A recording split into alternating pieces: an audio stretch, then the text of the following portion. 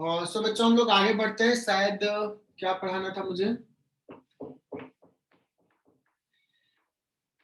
उसमें boards model में कुछ बचा हुआ था ना।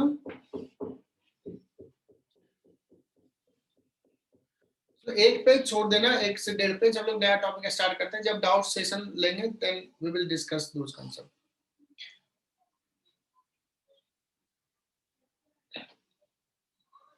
तो नेक्स्ट टॉपिक हम लोग डिस्कस कर रहे हैं एक्सरे, और आज ये फिनिश भी कर देंगे topic.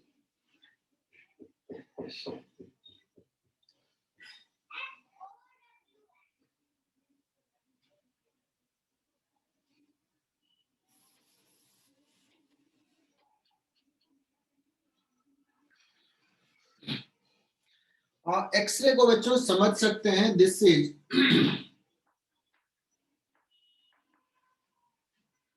this experiment is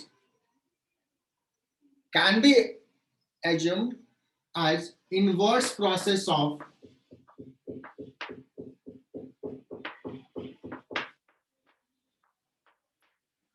photoelectric effect।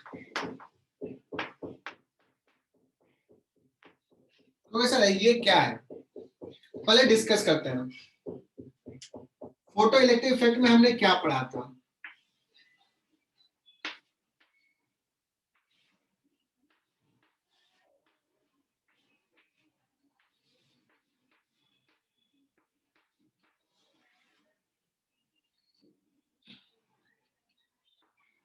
अच्छा, हमने पढ़ा था कि रेडिएशंस को मेटल प्लेट पे इंसिडेंट कराए और ये इलेक्ट्रॉन्स बाहर आया, यही था ना।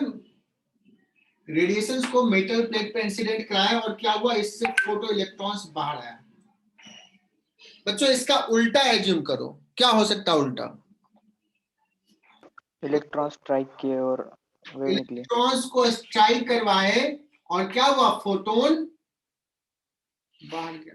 ये ब्लू कलर से दिखाया, तुम लोग तो अलग कलर शायद नहीं दिख रहा होगा। इलेक्ट्रॉन्स को स्ट्राइक करवाया और फोटोन्स बाहर आया, एक्चुअली यही एक्सरे। ठीक है, एक्सरे बच्चों कंसेप्चुअल है, छोटा सा कंसेप्ट है, और आज ये चैप्टर फिनिश कर देंगे। तो इसका जो सेटअप है वो डिस्कस करते हैं बच्चों।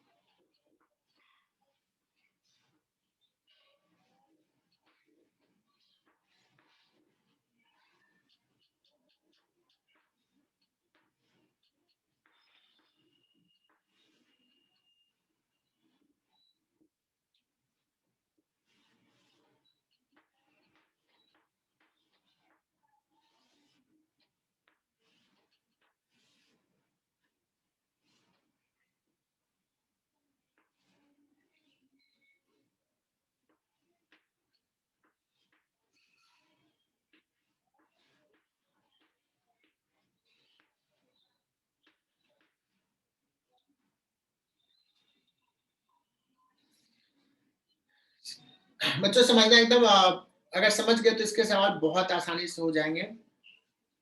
बच्चों मैंने यहाँ पे कुछ बनाया, इसको मिटा रहा हूँ, ये कुछ नहीं है। ये फोटो इलेक्ट्रिक इफेक्ट का सेटअप था बच्चों, ये एक्सरे का सेटअप था। And this setup is called Coolidge tube. और सोचो बच्चों कि आज एक्सरे ना अच्छे से समझ लेते हैं,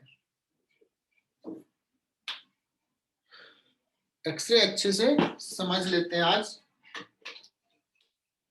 इसके सवाल मेडिकल में आते हैं। और बच्चों जेई मेन के लिए जो अगर कोई बच्चा अपेयर कर रहा है तो जेई मेन के सिलेबस में ये नहीं है,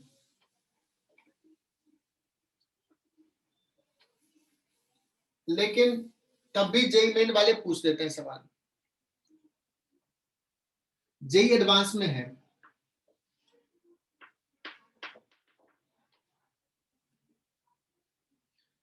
बच्चों मैं इस एक्सपेरिमेंट को एक्सप्लेन करूंगा, इसमें ही सारा चीज हो जाएगा। अभी ये क्या ड्रॉ किया ये देखना बच्चों, ये कॉइल है, इस कॉइल को क्या करते हैं, हिट करते हैं हाई टेम्परेचर से, सो दैट कि यहाँ पे इलेक्ट्रॉन्स मिले। इलेक्ट्रॉन्स हमें कहीं से मिलना पड़ेगा ना, तभी तो उसको स्ट्राइक करवाएंगे। सो टू जनरेट इलेक्ट्रॉन्स के लिए क्या करते हैं, कॉइल को बहुत हिट करते हैं, सो हाई टेम्परेचर के कारण इलेक्ट्रॉन्स यहाँ से बाहर निकलता है अपने आप। तो इसको बोलते हैं बच्चों थर्मियोनिक इमिशन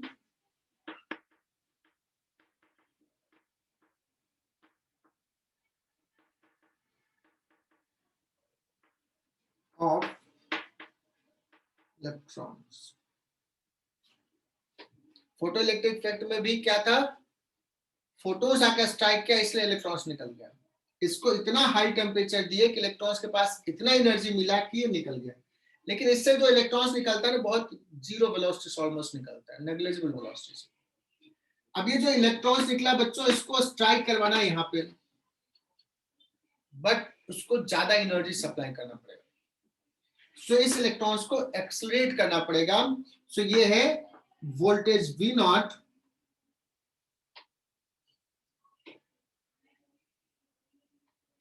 इसको बोलते हैं बच्चों एक्सलरेटिंग वोल्टेज, एक्सलरेटिंग वोल्टेज। तो यही थ्योरी है, ये सब भी कंसेप्ट है। एक्सलरेटिंग वोल्टेज, यहाँ पे नेग्लिजिबल वेलोसिटी है इलेक्ट्रॉन्स के पास, नेग्लिजिबल काइनेटिक एनर्जी है। When it will reach to the metal plate, ये स्लॉट बना हुआ है, इस स्लॉट में एक मेटल प्लेट रख दिया, आयरन का ब्लॉक रख दिया, निकल रख दिया, कॉपर रख दिया। तो जब ये इलेक्ट्रॉन से स्ट्राइक कर रहा है तो इलेक्ट्रॉन्स के पास कितना एनर्जी होगा, kinetic energy of electron before striking metal plate is V not. V not क्या है बच्चों, एक्सलेटिंग पोटेंशियल। और V नॉट का वैल्यू कोई बता सकता है क्या होता है, मिली वोल्ट में होता है कि किलो वोल्ट, होता है या किलो वोल्ट में होता है, किलो वोल्ट, किलो वोल्ट में होता है बच्चों।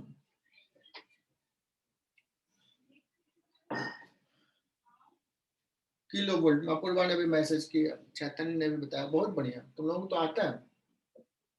अब बच्चों जैसे ये इलेक्ट्रॉन्स इस पे स्ट्राइक किया, यहां से ना फोटॉन्स निकलते हैं और ये फोटॉन्स को कलेक्ट करते हैं। जो फोटॉन्स निकला बच्चों, इस फोटॉन्स को कलेक्ट किया और उसको एनालाइज किया कि इसमें जो फोटॉन्स है उसका फ्रीक्वेंसी क्या है, वेवलेंथ क्या है, उसका इंटेंसिटी क्या है, अलग अलग वेवलेंथ का। So this photons are analysed. कहोगे सर आप इधर क्या रखें, ये सब क्या बना दियो डिजाइन, ये डिजाइन का क्या सेंस है। बच्चों होता क्या है कि जब हम बहुत ज्यादा एनर्जेटिक इलेक्ट्रॉन्स यहाँ पे कोलाइड करते हैं तो कुछ एनर्जी इसके हीट एनर्जी में चला जाता है, तो मेटल का टेम्परेचर बहुत बढ़ जाता है, तो वो मेल्ट हो जाएगा अगर हम बहुत उसको कुछ कूल नहीं किए तो। सो क्या करते हैं बच्चों, इसको सिस्टम को टेम्परेचर कंट्रोल में रखने के लिए यहाँ से कूलेंट पास करते हैं। कूलेंट ऐसे ऐसे डिजाइन ऐसे बताया कि मोस्ट ऑफ द एरिया से ये पास करें, है ना, और ये हाई टेम्परेचर पे बाहर निकल जाएगा और फिर कूल होकर फिर से कूलेंट पास कराते हैं ऐसे, ठीक है।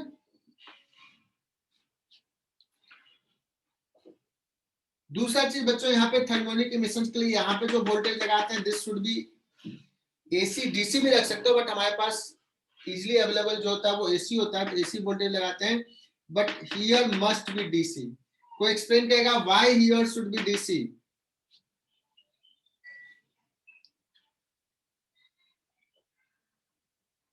बिकॉज इलेक्ट्रॉन्स को अगर एक्सलेट करना है बच्चों, एक ही डायरेक्शन में इलेक्ट्रॉन्स को एक्सलेट करना है, तो डीसी रखेंगे। अगर एसी रखेंगे तो इलेक्ट्रॉन सिर्फ ऐसे ऐसे करेगा, जाएगा नहीं आगे। क्लियर यहां तक?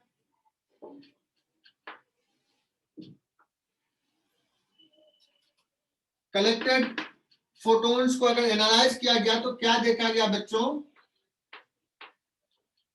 कि वेवलेंथ वर्सेस इंटेंसिटी का ग्राफ देखा गया, तो देखा गया कि एक मिनिमम वेवलेंथ है, इससे कम वेवलेंथ का कोई भी इलेक्ट्रॉन्स फोटोन्स नहीं है एक वेवलेंथ से। और उसके बाद जो भी वेवलेंथ है बच्चों, तो हर अलग अलग वेवलेंथ के लिए इंटेंसिटी जो है अलग अलग है। देयर आर फ्यू वेवलेंथ जिसके लिए इंटेंसिटी बहुत ज्यादा है, और फिर जैसे जैसे वेवलेंथ बढ़ रहा है, ये 2 पीक दिखाए, इससे ज्यादा भी हो सकता है ना। सो बहुत फेमस ग्राफ है। तो इसमें देखना, देयर आर फ्यू वेवलेंथ्स जिसके कॉरस्पॉन्डिंग इंटेंसिटी सडनली पिक है, और बाकी जनरली हर वेवलेंथ के लिए नॉर्मल इंटेंसिटी। तो इस एक्सरे को ना 2 पार्ट में बांटा गया। जो जो वेवलेंथ के लिए जो पीक आ रहा है उसको बोलते हैं बच्चों कैरेक्टरिस्टिक एक्सरे, और जो कंटिन्यूअस है उसको बोलते हैं बच्चों कंटिन्यूअस एक्सरे।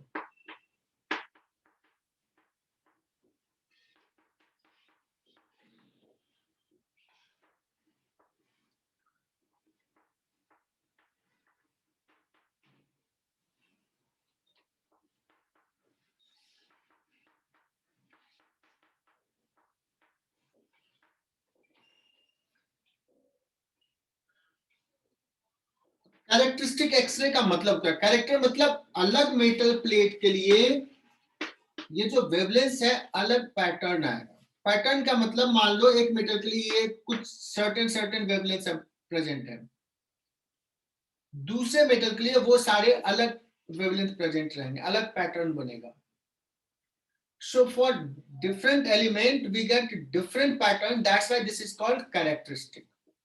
So ये जो मिल रहा बच्चों वो मेटल पे डिपेंड कर रहा है, मेटल के प्रॉपर्टी से रिलेटेड है। और एक हो गया कंटिन्यूअस जो कि हर वेवलेंथ में है। और इसमें एक बड़ा इंपॉर्टेंट वेवलेंथ है बच्चों, जिससे कम वेवलेंथ का कोई भी फोटोन्स नहीं है, इससे ज्यादा एनर्जी का कोई फोटोन्स अवेलेबल नहीं है। तो इसको क्या बोलते हैं, इस वेवलेंथ को? एनीवन?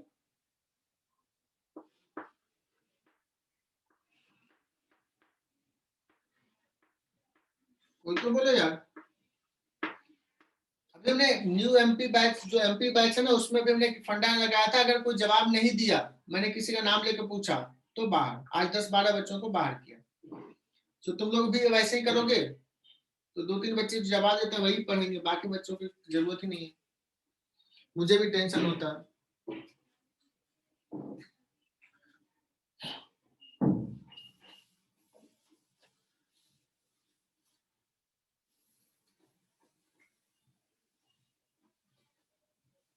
तो बच्चों अभी हम लोगों ने डिस्कस क्या करने वाले हैं पता है?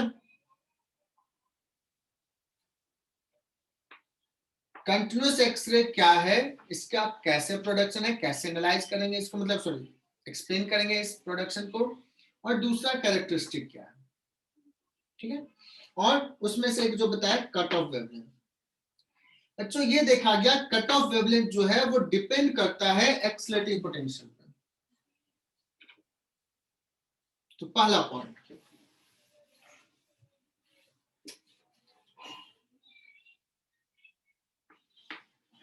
Cut off wavelength depends only upon accelerating potential.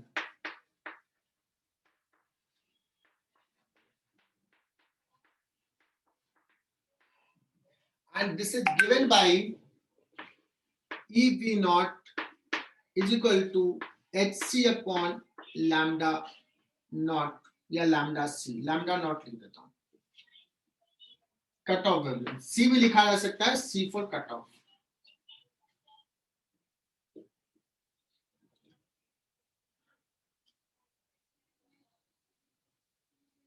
तो बच्चों इस पे भी सवाल आता है, तो ये फॉर्मूला सबको याद हो जाना चाहिए।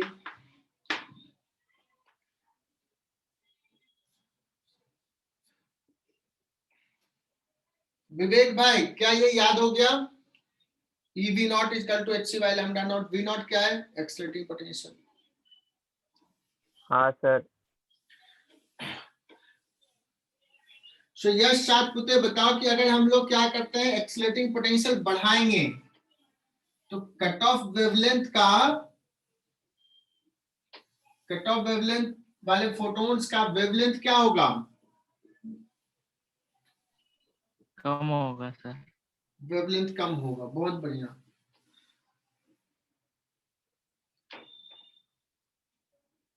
अगर पूछा जाए कट ऑफ वेवलेंथ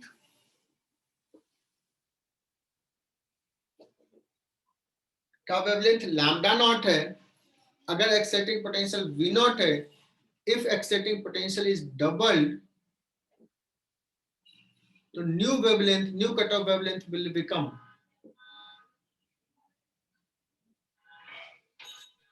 हाफ हो जाएगा, लैम्डा नॉट बाई 2 हो जाएगा।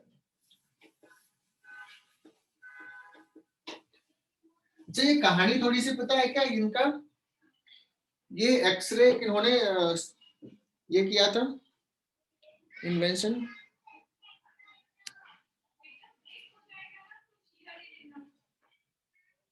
एक्सरे का डिस्कवरी किसने किया था? रोएंगटन। रॉन्टजेन। तो मैंने कहानी सुनाया होगा तुम लोगों को पहले। WC रॉन्टजेन कहाँ के साइंटिस्ट थे, कौन से कंट्री का? ऐसे ही नॉलेज के लिए, जर्मन साइंटिस्ट थे। And I think he got the first Nobel prize, पहला नोबेल प्राइज फिजिक्स का उनको मिला है जब नोबेल प्राइज स्टार्ट हुआ था उस समय। बच्चों ये जो एक्सपेरिमेंट था, वो ये जो डिस्कवरी था वो एक्सीडेंटल डिस्कवरी था। इन्होंने कुछ सेटअप रखा था और उस सेटअप के साइड में फोटोग्राफिक प्लेट रखा हुआ था, और दूसरे दिन लैब में आते हैं तो देखते हैं कि वो एक्सपोज हो गया, और वो कैथोड रेज एक्सपेरिमेंट कर रहे थे। कैथोड रेज का, कैथोड रेज क्या होता है? इलेक्ट्रॉन्स का स्ट्रीम। सो उनको लगा यार इसको तो एक्सपोज करेगा रेज, तो ये कहां से आया, कौन सा रेज जो फोटोग्राफिक प्लेट को ये किया। जब उन्होंने देखा कि कुछ तो है, some rays are emitted from this tube, तो उनको आइडिया नहीं लगा था कि ये रेज कहां से, मतलब इसका ओरिजिन क्या है। बट उन्होंने जस्ट कुछ नया देखा कि रेज निकल रहा है, तो उन्होंने लिख दिया। अब सबको पता है कि अगर कुछ चीजें नहीं पता होती है तो हम लोग क्या मानते हैं मैथ में कि लेट्स दिस इज एक्स। तो उन्होंने भी मान लिया कि हमें पता नहीं कि ओरिजिन क्या है, तो उन्होंने कुछ नाम देने से, कुछ नाम नहीं दे पाए, बोले कि चलो बाद में जब भी इसका ओरिजिन पता चलेगा देन इसका नाम दिया जाएगा। तो उन्होंने लिख दिया कि let's this is X ray, है ना। और उसके बाद जो भी ऑब्जर्वेशन था उन्होंने लिखा, और विद इन मंथ्स, मतलब बहुत कम दिन में ये बहुत फेमस हो गया। और तुम्हें पता है एक्सरे का यूज कहाँ करते हैं, है ना, जानते एक्सरे करवाते हो तुम लोग जा करके। तो एक्सरे जो पेनेट्रेटिंग पावर है, जिससे अगर हड्डी टूट गया है तो पता चल जाता है कि हड्डी टूट गया है, तो मेडिकल्स में और भी दूसरे बहुत सारी चीजों में बहुत जल्दी ही ये क्या है ये नहीं पता, बट इसके यूजेज एप्लीकेशन बहुत बढ़ गया, इतना बढ़ गया कि उसका नाम ही पड़ गया एक्सरे, और वही अभी तक है एक्सरे। तो आई होप कि ये सबको कहानी पता है। एक आध बच्चा होगा जिसको नहीं पता होगा। मानसी पता था तुझे? डिस्कवर किसने किया था वो मालूम था, लेकिन ये एक्सीडेंटली डिस्कवर हुआ वो नहीं मालूम। और नाम एक्सरे क्यों पड़ा? ठीक है। एंड चलो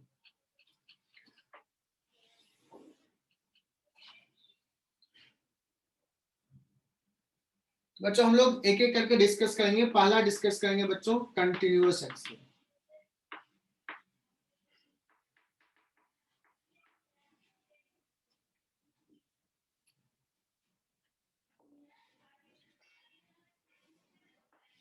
अच्छा, ये मेटल को ना मैंने ऐसे ऐसे इंक्लाइन स्लॉट इसलिए दिया था क्योंकि इससे स्ट्राइक किया तो इसके नॉर्मल ऐसे रेज निकलेगा, तो इसको रिसीव करेंगे, इसलिए ऐसा ही डायग्राम भी बना देता हूं।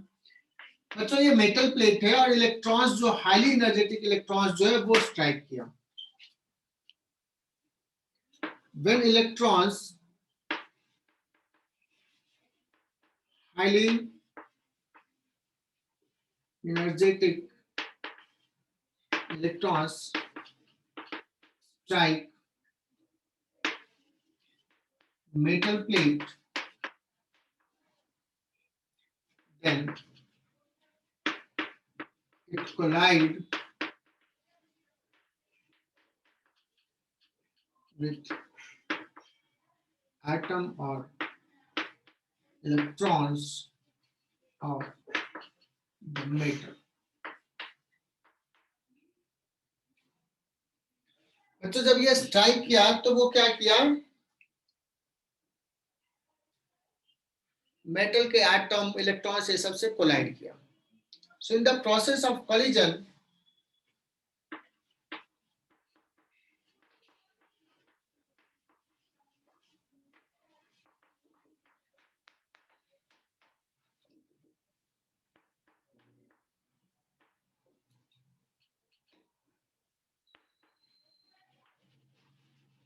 it transfer energy to atom or electrons,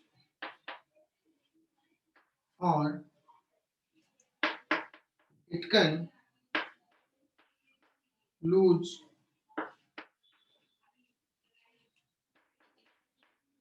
its energy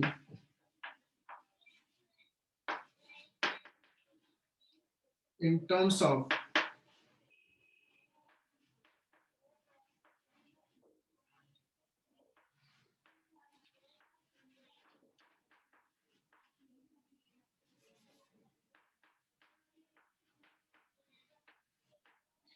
बच्चों ने बताया कि अगर ये इलेक्ट्रॉन्स स्ट्राइक कर रहा है तो ये क्या क्या कर सकता है। ये इलेक्ट्रॉन्स के पास एनर्जी है, सो ये अपना कुछ एनर्जी ट्रांसफर कर देगा एटम को या इलेक्ट्रॉन्स को, या अपना कुछ एनर्जी लूज करेगा in terms of photons. It can lose its energy in terms of photons, मतलब ये फोटोन इमिट करके अपना एनर्जी को लॉस कर देगा। तो ये सारे प्रोसेस होंगे बच्चों। पहले बात करते हैं कि अगर ये अपना कुछ एनर्जी किसको दे दिया, एटम को दे दिया, सो एटम क्या होगा बच्चों, यहाँ पे हायर एम्पलीट्यूड से वाइब्रेट करेगा। दैट मींस ये मेटल हिट हो जाएगा, बहुत ज्यादा हिट हो जाता है, इसलिए क्या करता है कूलेंट पास कराते हैं। ये इलेक्ट्रॉन्स जो उसमें है, इलेक्ट्रॉन्स को एनर्जी सप्लाई कर सकता है, इनर मोस्ट इलेक्ट्रॉन्स को भी एनर्जी सप्लाई कर सकता है जा करके। तो वो जस्ट हम लोग आगे बात करेंगे, को इलेक्ट्रॉन्स को नॉकआउट कर लेगा, बाहर निकालेगा, बिकॉज इलेक्ट्रॉन्स को एनर्जी दे दिया। बोर्स मॉडल में हमने पढ़ा है कि इलेक्ट्रॉन्स को अगर एनर्जी मिलता है तो इलेक्ट्रॉन्स में कम हो, तो वो भी कर सकता है। और तीसरा बताया बच्चों कि ये अपना एनर्जी जब कोलिजन हुआ है तो अपना एनर्जी लूज कर सकता है इन टर्म्स ऑफ फोटॉन्स। तो कहोगे कितना एनर्जी लूज कर सकता है, it can lose any fraction of energy, any fraction of its energy.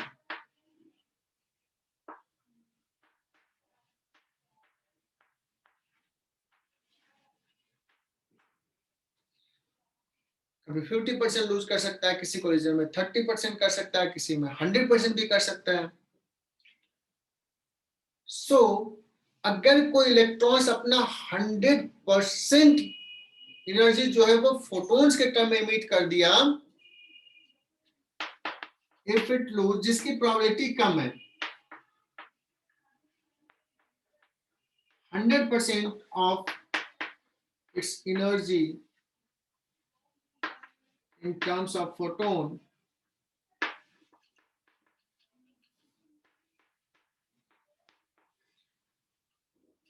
then energy of the photon is equal to क्या आ जाएगा बच्चों, EV नॉट। और यही बच्चों उसका जो वेवलेंथ हो जाता है hc by lambda नॉट, यही जो हो जाता है वो हो जाता है cut off wavelength.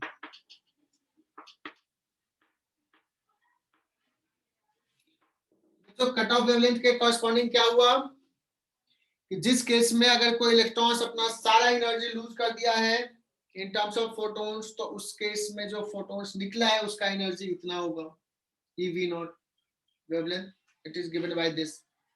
Is it clear to all?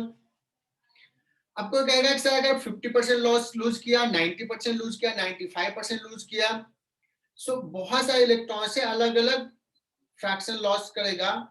Suppose कभी 10% ही लॉस किया, कभी 80% लूज किया। इसलिए हमें जो वेवलेंथ मिलता है वो कंटिन्यूअस मिलता है, हर एनर्जी का हमें वेवलेंथ मिल जाता है।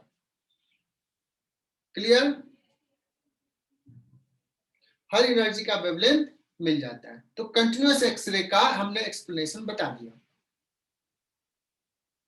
इसका एक और एक्सप्लेनेशन है बच्चों, इसी चीज को जो हमने कहा कि कैन लूज एनर्जी, कहोगे सर वो कैसे एनर्जी लूज कर रहा है।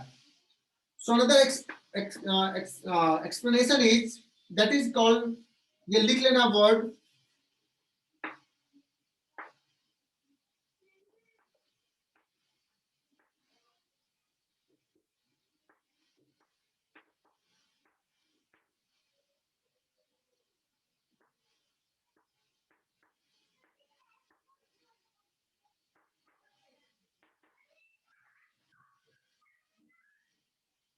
बच्चों इसका स्पेलिंग भी देख लेना, कहीं कोई भी बुक में मिल जाएगा, ब्रेम्सट्रहलम।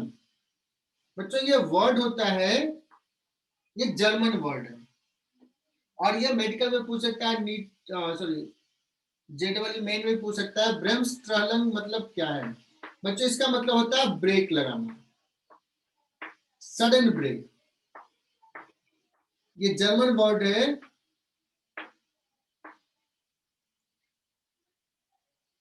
क्योंकि ये इलेक्ट्रॉन्स बच्चों मूव कर रहा है, इसका एनर्जी कुछ एनर्जी से मूव कर रहा है, काइनेटिक एनर्जी से, और जब स्ट्राइक किया बच्चों तो उसका स्पीड सडनली कम हुआ।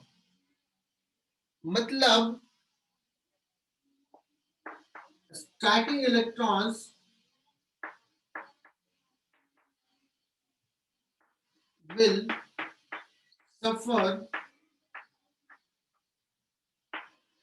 high retardation। ये सडनली रुक गया ना, रिटार्डेशन का मतलब एक्सेशन। सडनली लार्ज एक्सेशन अगर होगा बच्चों, एक्सेशन लार्ज है उसका मतलब एक्सलेशन है इलेक्ट्रॉन्स का, स्ट्राइकिंग इलेक्ट्रॉन्स का, it means it will radiate energy. Accelerating charge radiate energy, ये किसने कहा था? एक्सलेटिंग चार्ज रेडिएट्स एनर्जी किसने कहा था बच्चों? कोई तो बोलो यार, अभी पढ़ाया था ना कुछ, ये वेव कंप्लीट कर दिया तुम लोगों का। Accelerating charge radiates energy Maxwell ने कहा था। सो बच्चों अगर ब्रेक लगा है मतलब एक्सलेशन है, so it will radiate energy, energy in terms of photons, that's why ये फोटॉन्स। तो ब्रेम्सट्रहलम का मतलब समझ में आया? पूछेगा, सो पूछेगा कंटिन्यूअस एक्सरे का एक्सप्लेनेशन क्या होगा, तो तुम ये कह सकते हो। या ब्रेम्सट्रहलम क्या है? stacking electrons will suffer a high retardation, that means acceleration, accelerating charge radiates energy. चूंकि एक्सलेशन अलग केस में अलग अलग होगा, कितना हो रहा है वो तो डिपेंड कर रहा है कि कैसे इलेक्ट्रॉन्स कोलाइड कर रहा है, इसलिए वो डिफरेंट डिफरेंट वेवलेंथ हमें प्रेजेंट दिखेंगे एक्सरे ट्यूब से जो रेज बाहर आ रहा है। तो बच्चों कंटिन्यूअस एक्सरे कंप्लीट। नेक्स्ट है बच्चों कैरेक्टरिस्टिक जो ज्यादा समझना है।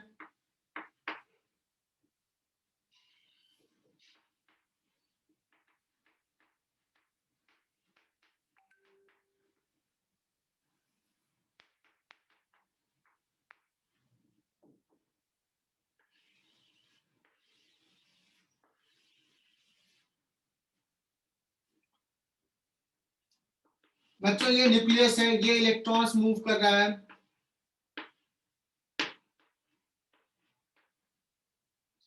जो सबसे लोअर एनर्जी लेवल होता है बच्चों उसको बोलते हैं के सेल, केमिस्ट्री में पढ़ोगे। उसके बाद जो एनर्जी लेवल है बच्चों के एल एम ऐसे करके नाम दिया हुआ, ठीक है। तो बच्चों ये एटम है, एटम में इलेक्ट्रॉन्स है। अब जो स्ट्राइकिंग इलेक्ट्रॉन्स है, सपोज वो इस एटम इलेक्ट्रॉन से कोलाइड किया, इनर मोस्ट के सेल के इलेक्ट्रॉन से कोलाइड किया, और जब के सेल के इलेक्ट्रॉन से कोलाइड किया and it may take out, knock out this electrons.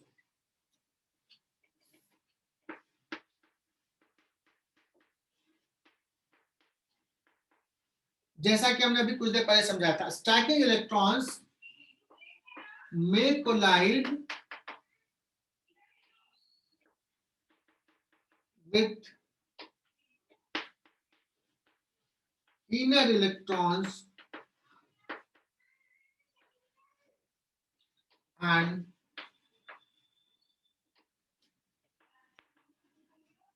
the inner electrons may be knocked out.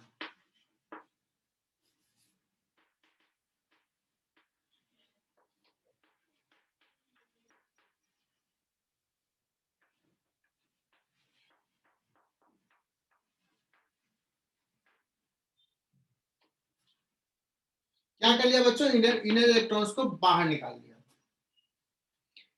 अब जब ये एटम में इलेक्ट्रॉन्स बाहर आ गया बच्चों, तो यहां पे क्या हो जाएगा, create, so vacancy is created in lower energy level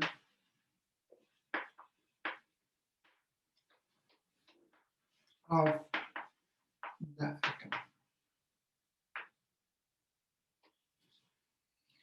देखो बच्चों यहाँ पे ये सब जो इलेक्ट्रॉन्स इसके पास एनर्जी ज्यादा है, let vacancies created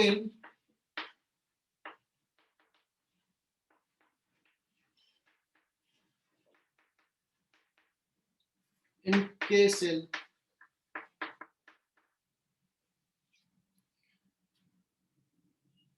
so electrons from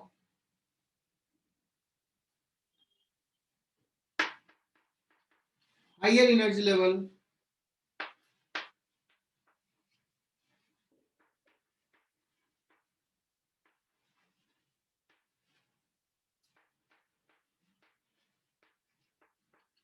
may jump to fill the vacancy.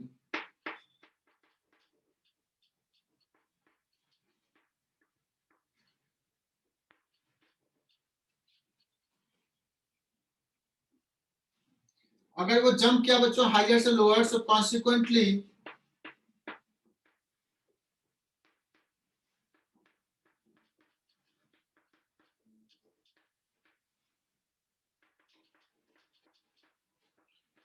it will emit photon of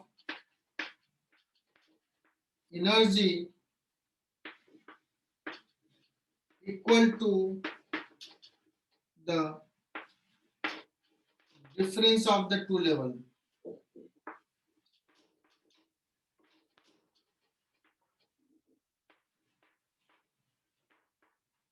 बच्चों ये समझ में आया तो लिख लो इसको।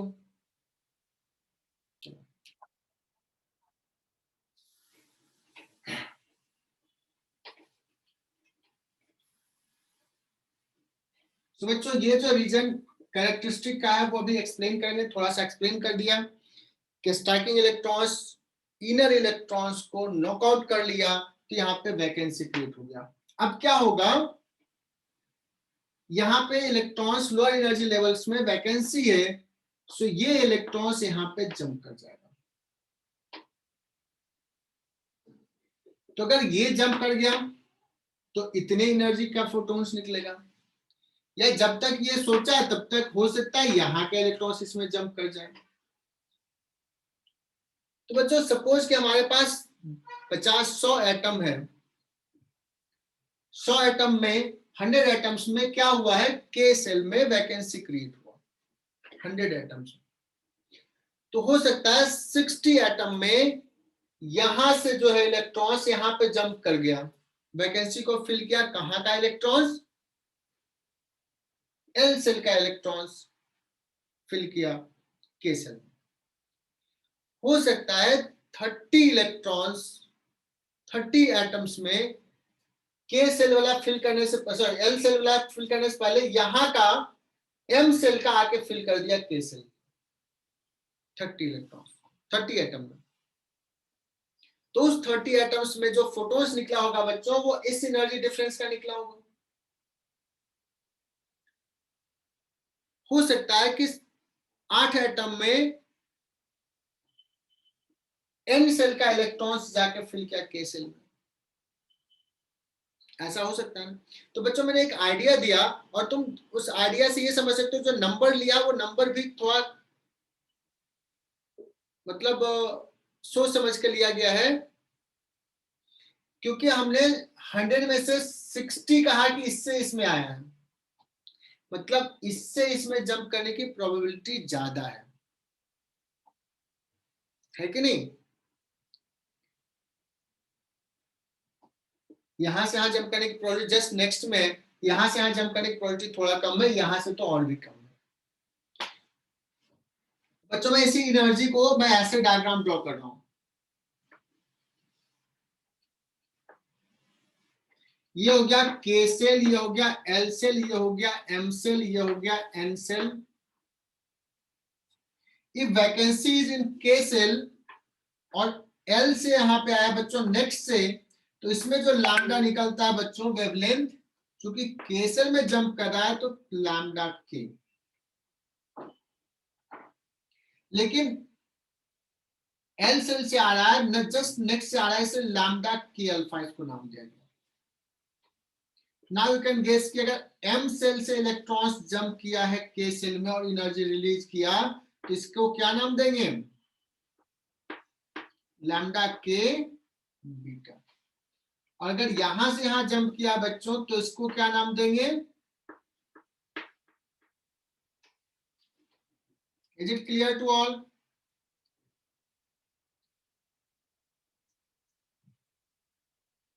Yes sir. अच्छा बताना, किसी से पूछूंगा मैं, देखते हैं कि कोई बच्चा पढ़ रहा है नहीं पढ़ रहा है। सो शुभम पाटिल, शुभम भाई, which photon have more energy,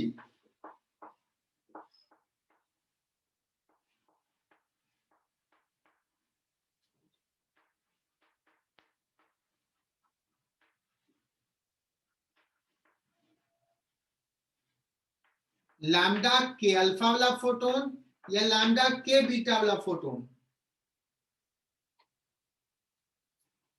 alpha या बीटा।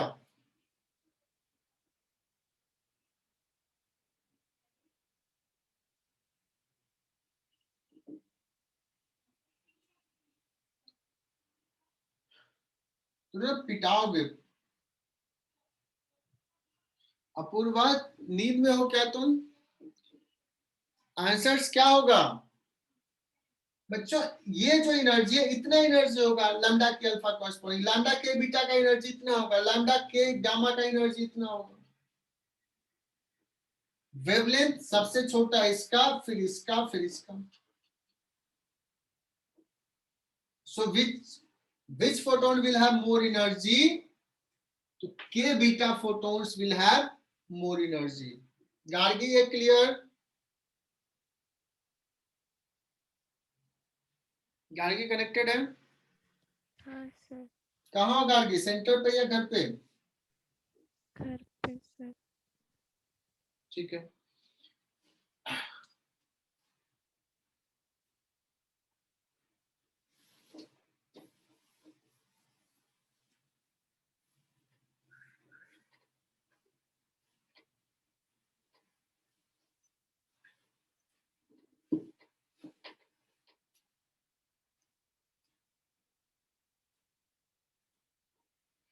अच्छा, अब अगर मैं बात करूं कि सपोज वैकेंसी ना एल सेल में है, वैकेंसी एल सेल में है,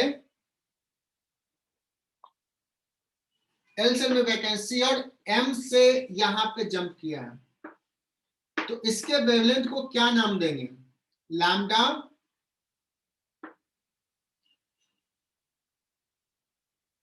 लैम्डा, एनीवन? कोई तो माइक और भी बोल सकता। L alpha. Lambda L alpha. इससे अगर एन सेल से यहां जंप किया बच्चों, लैम्डा एल बीटा, और अगर कहीं पे रहेगा if vacancy is in M shell और उसके जस्ट नेक्स्ट आएगा तो इसका नाम क्या हो जाएगा? M alpha. तो कन्वेंशन क्लियर? जिसमें इलेक्ट्रॉन्स फाइनली आ रहा उसका नाम रहेगा, के में आ रहा है तो के, एम में आ रहा है तो एम, और किससे आ रहा है तो जस्ट ऊपर वाले से आ रहा है तो अल्फा, उसके और ऊपर वाले से आ रहा है तो बीटा, और ऊपर वाले से आ रहा है तो गामा। बच्चों ये photo electric effect, sorry, Bohr's model में भी एक सवाल आता है बहुत सारे, तो इसलिए मैं वहां नहीं कराता हूं, मैं यहाँ पे कराता हूं। बच्चों मुझे रिलेशन लिखना है, फाइंड रिलेशन बिटवीन, बहुत ही famous, 1 2 3 4 star, find relation between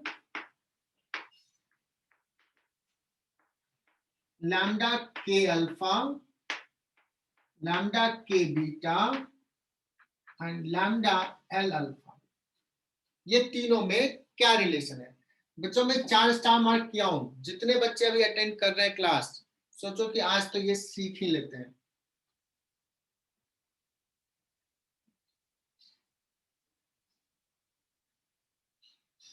तो एक काम करते हैं बच्चों, मैं अगर कहूं कि H C upon lambda K alpha क्या लिखेंगे? कहोगे सर ये this energy minus this energy, so E L minus E K. अगर मैं बात करूं कि H C by lambda L alpha, ये कितना लिखेंगे?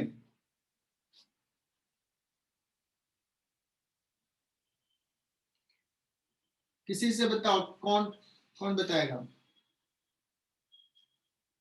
प्रतीक भाई, प्रतीक क्या लिखूं? जैसे मैंने इसका लिखा है energy E L minus E K, वैसे ही इसका एनर्जी क्या लिखूं? Sir E M minus E M minus E L. अगर मैं बात करूं कि H C by lambda K beta लिखना है, इसका एनर्जी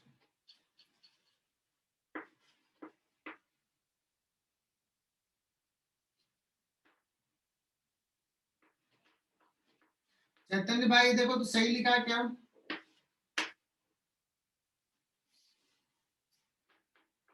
यस सर।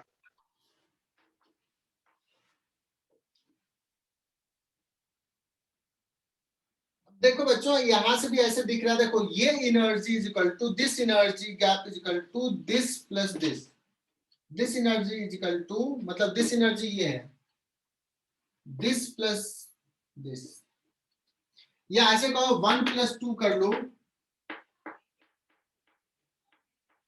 1+2 कर लो, यहाँ हो जाएगा HC upon lambda K alpha plus HC upon lambda K L alpha that is equal to ये जाएगा EM माइनस ई के बच जाएगा बच्चों, और EM माइनस ई के क्या है, इतना है HC by lambda K beta. सो बहुत ही इंपॉर्टेंट फॉर्मूला, बहुत ही इंपॉर्टेंट फॉर्मूला, आज का सबसे important, lambda K beta 1 by lambda K beta is equal to 1 by lambda L alpha plus 1 upon lambda K alpha. Gargi ये क्लियर? हाँ सर। बच्चों ऐसा ही सवाल फ्रेम किया जाता है बोर्ड्स मॉडल में भी, एग्जैक्ट सवाल है यहाँ का, तो नीट में भी बहुत बार पूछा है, ये एज इट इज आ सकता है, ऐसा ही आ सकता है। मिटा दो इसको।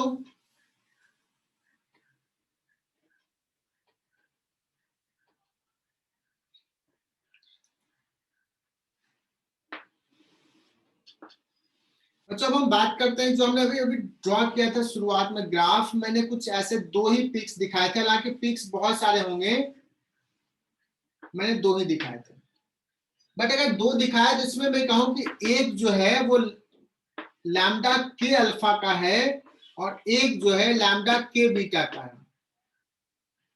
इन दोनों में से एक लैम्डा के बीटा का है और एक दूसरा के अल्फा का है। कौन सा के बीटा है बच्चों? इसको फर्स्ट मान रहा हूं, इसको सेकंड मान रहा हूं, कौन सा के बीटा का है? फर्स्ट वाला। गलत बच्चों, वेवलेंथ जितना छोटा उसका एनर्जी ज्यादा। एनर्जी किसका ज्यादा है, के अल्फा या के बीटा? मैंने मिटा दिया, बीटा। ए बीटा। के बीटा का एनर्जी ज्यादा है। के एल एम एन, के अल्फा का इतना होगा, के बीटा का इतना एनर्जी होगा, के गामा का इतना एनर्जी होगा। तो इन दोनों में से कहा कौन एनर्जेटिक है? के बीटा एनर्जेटिक है, जिसका वेवलेंथ कम है। तो दिस इज के बीटा एंड दिस इज। अच्छा, ये जो पीक दिखाया गया इसमें छोटा दिखा है, इसमें बड़ा दिखा है, इसका कोई रीजन बता सकते हो कि why we have shown this way? ऐसा होगा क्या? क्या हमने अभी एक्सप्लेन किया इस चीज को?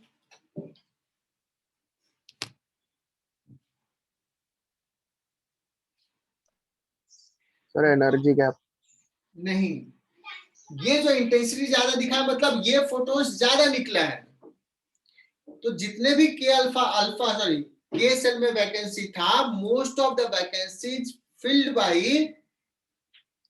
Electrons of the L shell. M shell से फिल करने वाले इलेक्ट्रॉन्स कम थे, इसलिए उसका इंटेंसिटी कम है, इसका इंटेंसिटी ज्यादा है, क्योंकि प्रोबेबिलिटी ज्यादा है कि के में है तो इमीडिएट वाला इलेक्ट्रॉन्स आके उसको फिल कर दे। बताया था ना अभी। अब मुझे नहीं पता यार, मैं तो बोलता बहुत कुछ हूं, अब तुम्हारे पास कितनी आवाज जाती है?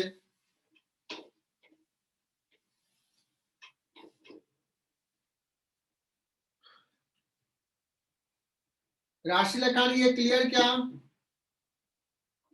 कौन सा के अल्फा कौन सा के बीटा है? अगर के गामा देते तो किधर देते? इसके राइट या इसके लेफ्ट? के बीटा का सॉरी के गामा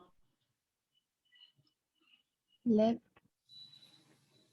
यस लेफ्ट, क्योंकि के लैम्डा के गामा और भी एनर्जेटिक होगा। अगर मान लो मैं बात करूं कि इसमें लैम्डा एल अल्फा किधर दिखा है, इसके राइट या इसके लेफ्ट? लैम्डा अल्फा इधर होगा कि इधर होगा? राइट।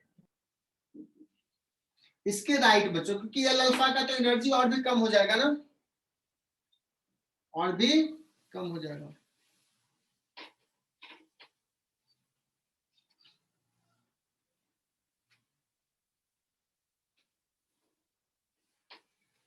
सो बच्चों अब आ रहा है नेक्स्ट मोस्लेज लॉ।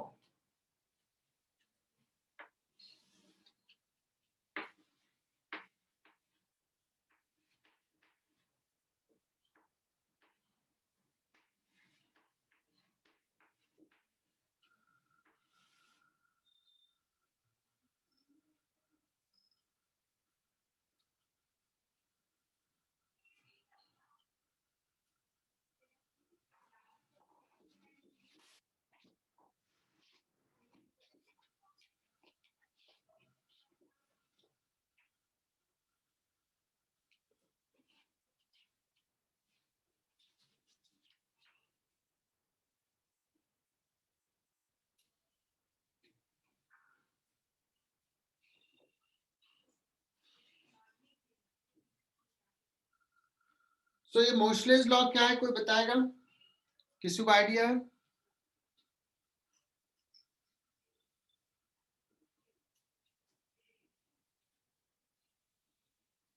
अच्छा, ये भी जर्मन साइंटिस्ट थे, जहां तक मुझे याद है। मोस्टली भी जर्मन साइंटिस्ट थे और इनकी डेथ बहुत ही कम एज में हो गई थी।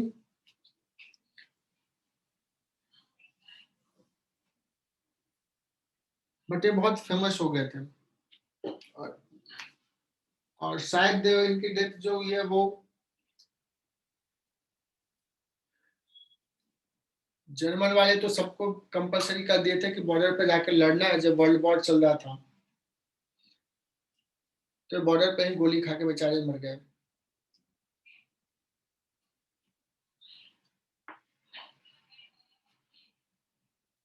तो जब एक्सरेज का इन्वेंशन हुआ और देखा गया कैरेक्टरिस्टिक एक्सरे, दैट मीन्स अलग अलग मेटल के लिए जो एक्सरे जा रहा है वो एक अलग पैटर्न आ रहा है।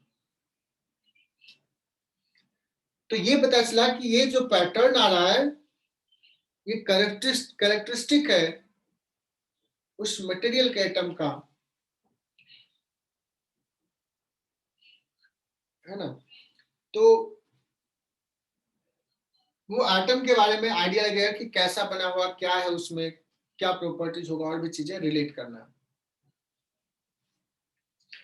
सो इन्होंने क्या किया, he has performed series of experiment। मतलब जो कुलिस ट्यूब हमने डिस्कस किया ना, जो मेटल का स्लॉट है वो अलग अलग मेटल लिए, अलग अलग मेटल्स का उन्होंने डेटा कलेक्ट किया और सारे का के अल्फा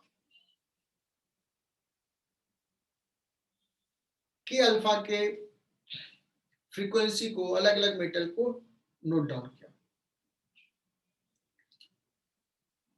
और उन्होंने क्या देखा, जब सारे का डेटा कलेक्ट किए ना,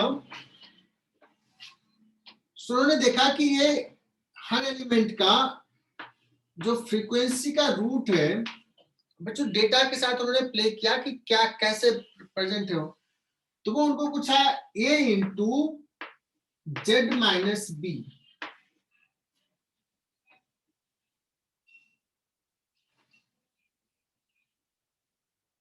a into Z minus b. अब z क्या है,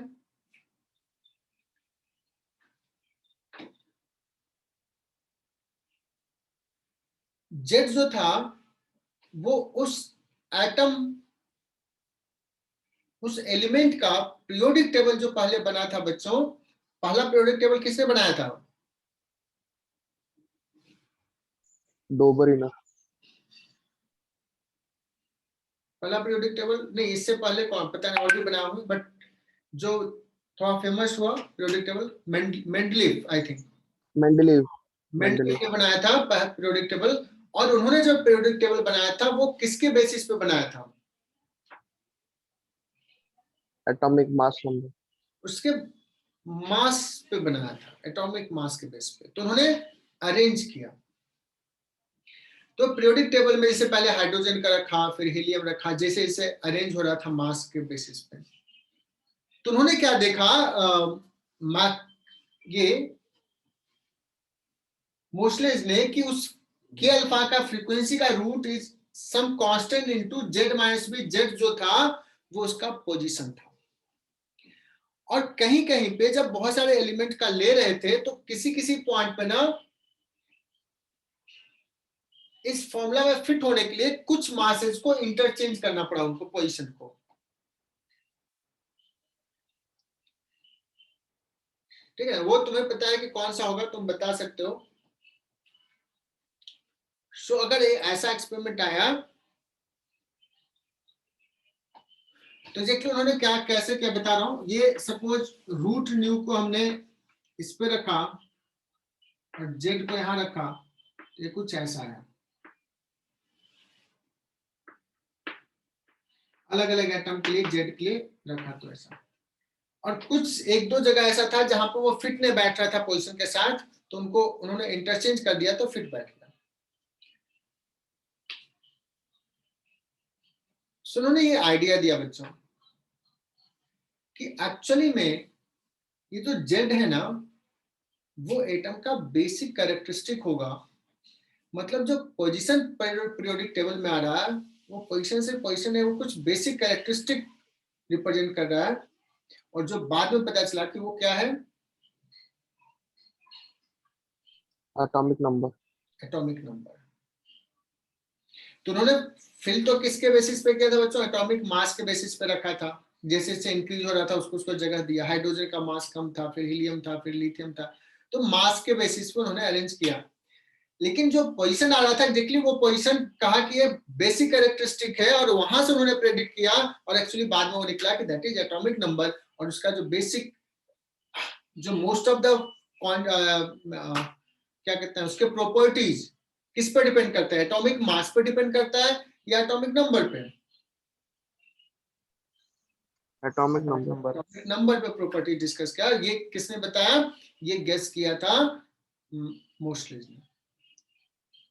और कुछ जगह पे जहां पे कहा था कि वो डिफरेंस आया था उसको उल्टा करने पे इसमें इस इक्वेशन में फिट बैठा, तो एक्चुअली वो ऐसा था, मास में उल्टा था और एटॉमिक नंबर में उल्टा था। कहीं पे आता है, अब केमिस्ट्री में भी भूल गया हूँ, आता है कॉपर ऊपर के आसपास में किसी का, तो करेक्ट किए। तो फिर और उसके अगर मास नंबर पे रखे तो उसके केमिकल प्रॉपर्टीज भी मैच नहीं कर रहे थे, केमिकल प्रॉपर्टीज मैच नहीं कर रहे थे, और उन्होंने उल्टा किया तो केमिकल प्रॉपर्टीज भी का भी सीक्वेंस मैच किया। ठीक है, सो ये मॉडर्न पीरियोडिक टेबल जो है वो मोस्टलेज ने दिया। तो कहोगे सर ये कैसे आया? सो देखो ये लॉ कर रहे हैं बच्चों। उन्होंने लॉ क्यों कर रहे हैं? बिकॉज उन्होंने जो देखा एक्सपेरिमेंटल डेटा को एनालाइज किया, that's why this is called law. ये डिराइव नहीं किया उन्होंने, बट अब हम लोग डिराइव कर सकते हैं बिकॉज हमने बोर्ड्स मॉडल पढ़ लिया है, so we can derive this. So क्या है डेरिवेशन वो देखते हैं।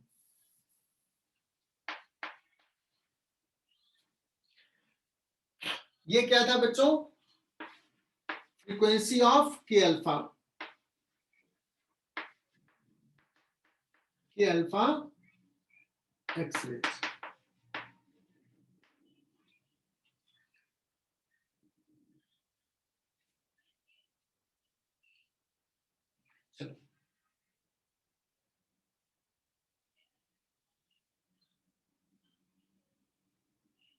फ्रीक्वेंसी ऑफ के alpha X ray.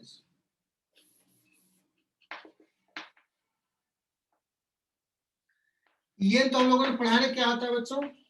R H C Z square by n square. मान लो कोई एटम है जिसका प्रोटॉन नंबर जेड है। अब हम बोर्ड्स मॉडल से इसको एक्सप्लेन करने की कोशिश करते हैं।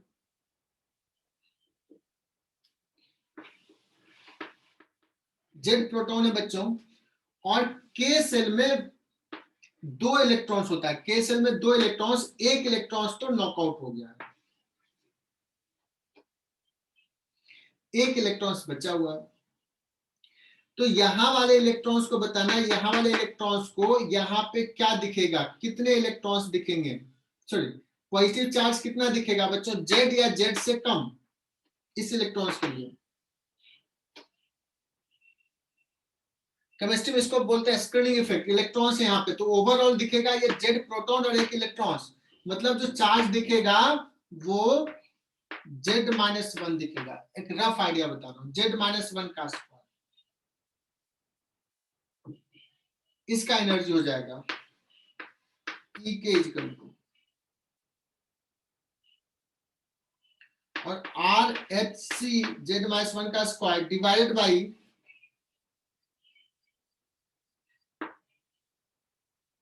फर्स्ट ऑर्बिट है तो एन स्क्वायर हो जाएगा 1, और ये साइन माइनस EL क्या हो जाएगा, R H C Z minus 1 का स्क्वायर डिवाइड बाई 2 सेकेंड से 2 स्क्वायर साइन माइनस। तो कोई बता सकता है H C by lambda K alpha, या एच न्यू लिख रहे, चूंकि न्यू लिख रहे हैं, एच न्यू के अल्फा कितना हो जाएगा, तो यहां से देखो R H C EL minus E K R H C Z minus 1 का स्क्वायर 1 माइनस 1/4 इतना आ जाएगा बच्चों, 3/4 आर एच चला जाएगा, 3/4 R c nu K alpha equal to Z minus 1 का square. So root nu root under 3RC/4 into Z minus 1। बच्चों यही आ गया, ये मोस्टली लॉ को हमने डेराइव कर लिया बच्चों, ये डेराइव किया बोर्स मॉडल से, ये बाद में हुआ, डिस्कवरी पहले हुआ था।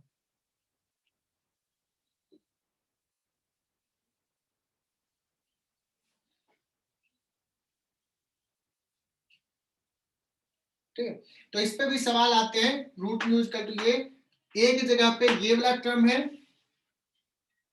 और बी की जगह पे रफली 1 है, तो या तो किसी सवाल में बी का वैल्यू दिया रहेगा, नहीं दिया हो तो बी का वैल्यू 1 लेना है। तो बच्चों मोस्टलेस लॉ डिस्कस कर लिया।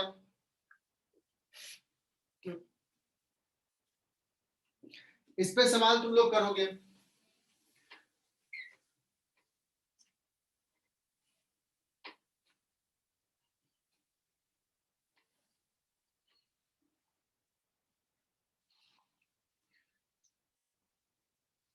तो यहां पे क्या देखेगा, जेड बच्चों ग्रेटर है तो रूट न्यू के अल्फा जो होगा वो क्या होगा, ग्रेटर होगा। एक सवाल अगर लूं मैं यहां पे,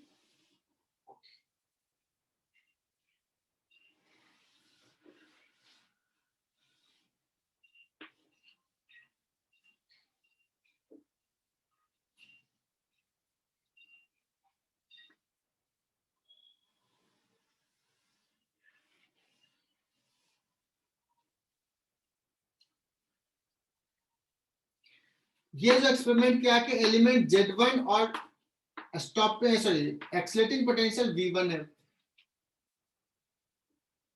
ये जो एक्सपेरिमेंट किया बच्चों, ये किया गया है एटॉमिक नंबर Z2 और एक्सीलरेटिंग पोटेंशियल V2, और ये ग्राफ है I वर्सेस वेवलेंथ का।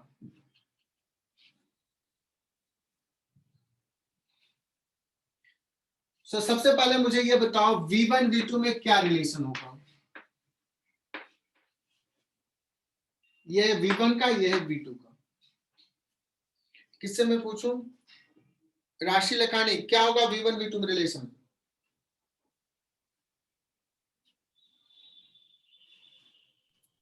V2 बड़ा होगा।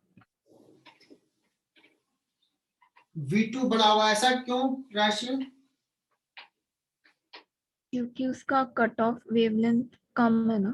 यस, कट ऑफ वेवलेंथ कम है मतलब ज्यादा एनर्जेटिक है, दैट मींस V2 बड़ा होगा, एकदम सही। ये Z1 एटॉमिक नंबर वाले एलिमेंट का है, ये Z2 वाले है रेड कलर का। सो Z1 Z2 में क्या रिलेशन होगा, और ये के अल्फा कैरेक्टरिस्टिक का है।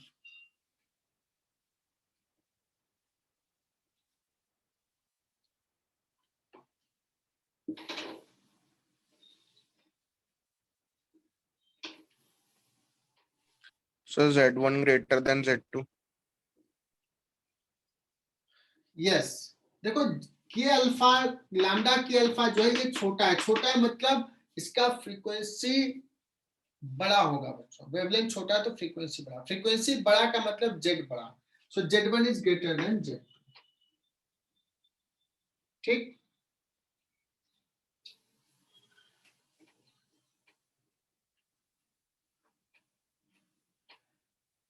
तो ये बच्चों थ्योरी हो गया। एप्लीकेशन ऑफ एक्सरे तुम लोग खुद से पढ़ोगे, देख लेना बुकलेट से या HC वर्मा से।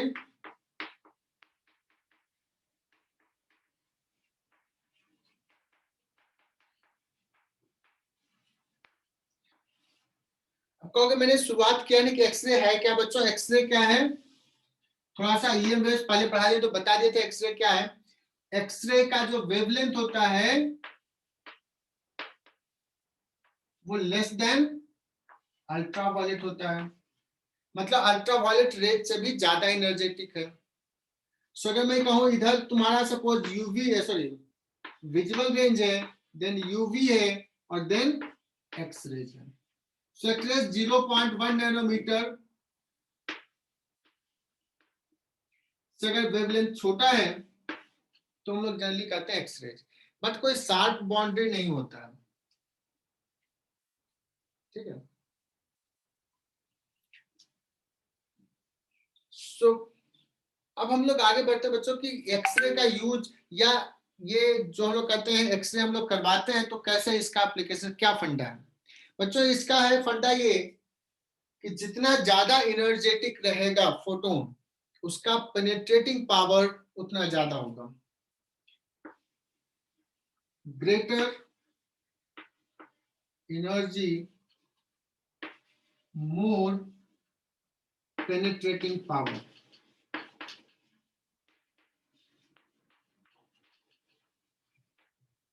जैसे अगर हम लोग नॉर्मल यूवी लाइट की बात करें तो यूवी लाइट जो लाइट आ रहा है, अगर मान लो एक प्लास्टिक का पतला सा सीट भी रख दिया तो लाइट क्रॉस नहीं करता है, नहीं करता ना। लाइट एक प्लास्टिक का पेपर या बुक रख दिए तो क्रॉस नहीं करेगा इधर, या हम अपने हाथ रख दिए तो लाइट इससे क्रॉस नहीं करता है, रोक लेता है। लेकिन अगर हम अल्ट्रावायलेट लेंगे तो कुछ ज्यादा क्रॉस कर जाएगा, एक्सरेज लेंगे तो ज्यादा इजीली क्रॉस कर जाएगा। सो एक्सरे जो है उसका एनर्जी ज्यादा है, अगर वो हमारे बॉडी को एक्सपोज करता है तो हमारे बॉडी को वो क्रॉस कर जाए। ठीक है, लेकिन बॉडी को क्रॉस करेगा तो जहां पे फ्लेश है, मांस है, उसको क्रॉस कर जाता है, बट बोन्स जो है उस बोन्स को क्रॉस नहीं कर पाता, बोन्स को बहुत कम क्रॉस कर पाएगा। मान लो कि हमने 100 एक्सरेज का रेंज अगर हम यहां से पास करा है तो 2-4 बोन को क्रॉस करेगा, बाकी सब नहीं कर पाएगा। Is it clear. अब बच्चों मान लो किसी के हाथ में फ्रैक्चर है और हमने एक्सरेज पास कराया, जो फ्लेश है उसे तो पास हो, जो बोन्स है तो पीछे में देखोगे तो बोन्स वाला जो एरिया है वहां पे क्या होगा, वो फोटोग्राफिक प्लेट एक्सपोज नहीं होगा, लेकिन जहां पे क्रैक होगा, क्रैक, तो वहां पे उसको फोटोग्राफिक प्लेट को क्या कर देगा, एक्सपोज कर देगा, बिकॉज वहां से तो पास हो गया, वहां तो क्रैक है, तो एक्सरे पास हो जाएगा, तो दिख जाएगा कि वहां पे क्रैक है, वो हड्डी टूट गई है। समझ में आएगी चीज, इसलिए इसका यूज उसमें करते हैं। और भी बहुत सारे यूज है, तो जाकर के एक्सरे का देख लेना एप्लीकेशंस क्या है।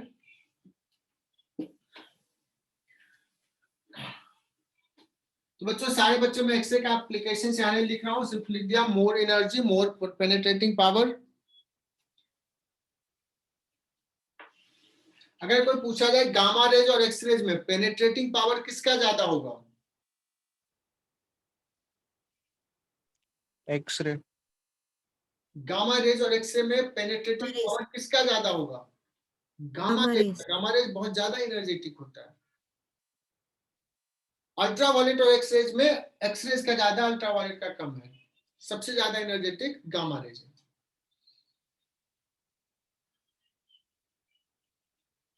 नेक्स्ट बच्चों पढ़ते हैं,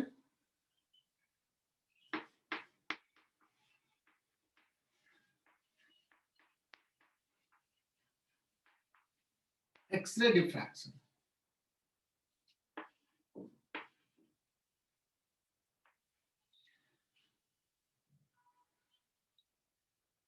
तो एक्सरेज का वेवलेंथ बहुत कम है ना।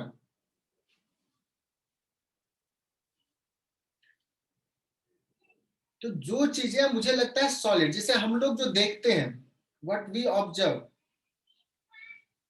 हम लोग जो देखते हैं बच्चों, उसके लिए रेस्पॉन्सिबल कौन सा लाइट है? Visual light. उसके कॉरस्पॉन्डिंग हम लोग देखते हैं, उसका एक वेवलेंथ है। तो जो चीज मुझे सॉलिड दिख रहा है कि ये सॉलिड है पूरा, ये है, बट अगर वो एक्सरे के थ्रू अगर व्यू करना है या अल्ट्रावायलेट के थ्रू, तो हो सकता है वो एम्प्टी दिखे। जैसे जो हमें सॉलिड दिख रहा है कि ये सपोज सॉलिड है, एकदम कंटिन्यूअस मास डिस्ट्रीब्यूटेड है, अगर एक्सरे से देखेंगे तो एक्सरे को दिखेगा एक एटम यहाँ है, एक एटम यहाँ है, एक एटम यहाँ है, अलग अलग दिखेगा, बिकॉज उसका वेवलेंथ छोटा है, बहुत छोटा है, उसका वेवलेंथ इसके कंपेरेबल है। ठीक है। सो अगर हम विजुअल लाइट इस पर इंसिडेंट करेंगे तो ये पूरा सॉलिड दिखेगा, सॉलिड। अगर ओपेक है तो पास नहीं करेगा, बट एक्सरे जो हो जाएगा बच्चों, वो पास कर जाएगा। तो सपोज एक्सरे हमने इंसिडेंट कराए और ये एटम से डिफ्रैक्शन हुआ,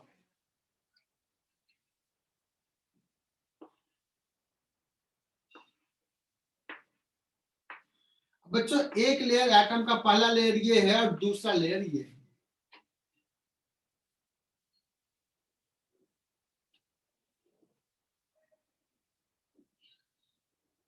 ओके, तो कुछ जो होगा वो पहले लेयर से डिफ्रैक्शन होगा और कुछ रेज का जो होगा वो दूसरे लेयर से डिफ्रैक्शन होगा।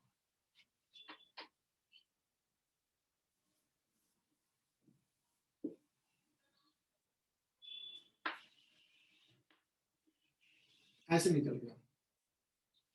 सो देखो, अगर मान लो ये रेज का वेवलेंथ सेम था, सॉरी ऐसे आ रहा है, तो परपेंडिकुलर ये सेम फेज में बच्चों, यहाँ और यहाँ का फेज सेम है। अब क्या होगा कि ये रेज यहीं से पास कर गया, निकल गया, डिफ्रैक्शन होगा, और ये रेज यहाँ पे चला और फिर ऐसे गया। अगर मैं बात करूं कि यहां तक का फेज सेम था और जब ऐसे जा रहा है, तो ये दोनों के बीच में अगर मैं किसी पॉइंट पे कहूं तो फेज डिफरेंस क्या होगा? तुम कहोगे सर ये फेज डिफरेंस जो होगा वो क्या होगा, इतना पाथ इसने एक्स्ट्रा चला, कितना, इतना पाथ, ये प्लस ये। अब ये कुछ बच्चों को नहीं समझ में आ, थोड़ा सा बड़ा बना रहा हूं।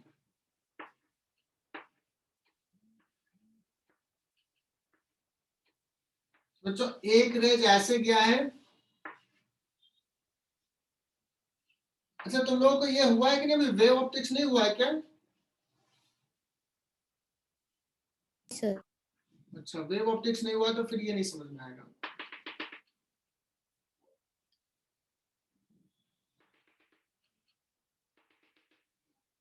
बच्चों ये हो गया इंटर एटॉमिक डिस्टेंस डी, दो लेयर के बीच का डिस्टेंस। क्रिस्टल है, एटम्स अरेंज है एक सर्टेन वे में, और इंटर एटॉमिक डिस्टेंस डी है। बच्चों एक्सरे डिफ्रैक्शंस के मेथड से हम दो एटम्स के बीच का डिस्टेंस निकालते हैं कि क्या होगा, और जो डिस्टेंस होता है एक्सरे के वेवलेंथ के कंपेरेबल होता है।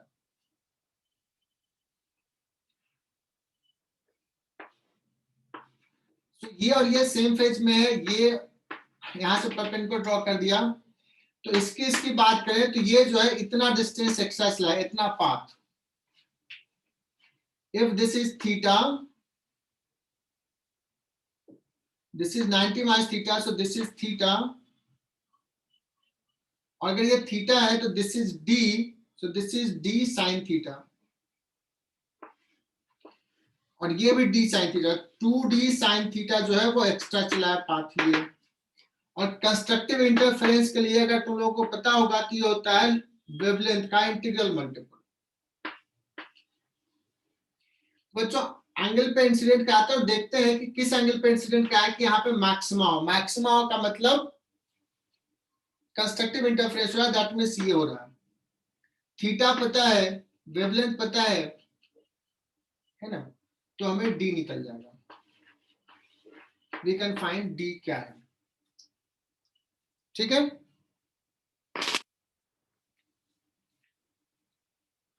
चलो बच्चों, तो ये एक्सरे डिफ्रैक्शन भी बता दिया, तो एक्सरे चैप्टर जो है हमारा कंप्लीट हो गया। बच्चों एक और टर्म कहीं पे मिलेगा, soft X-ray and hard X-ray. Soft X-ray बोलते हैं बच्चों जिसका एनर्जी कम होता है, वेवलेंथ ज्यादा होता है। हार्ड एक्सरे उसको बोलते हैं जिसका एनर्जी ज्यादा है, दैट इज वेवलेंथ कम। तो क्लियर, आज का क्लास यहीं फिनिश करूं।